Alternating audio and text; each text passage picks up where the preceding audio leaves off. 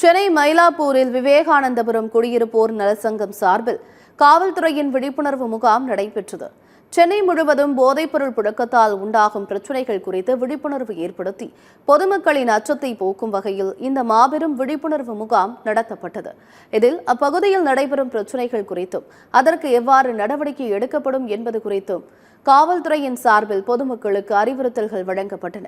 மேலும் ஒவ்வொரு முக்கிய பகுதிகளிலும் கண்காணிப்பு கேமராக்களை பொருத்த வேண்டும் என்ற கோரிக்கை முன்வைக்கப்பட்டது. இந்த முகாமில் பார்த்தீங்கன்னா சென்னை முழுக்கவே வந்து போதைப் பொருளுக்கான பிரச்சனை இருக்கிறதா கேள்விப்பட்டோம். அது இப்போது நம்ம பகுதியில் நடக்கிறத நம்ம பகுதிவாசிகள் சொன்னதின் அடிப்படையில் இப்போ ஒரு முகாமை இங்கே நடத்தியிருக்கிறோம்.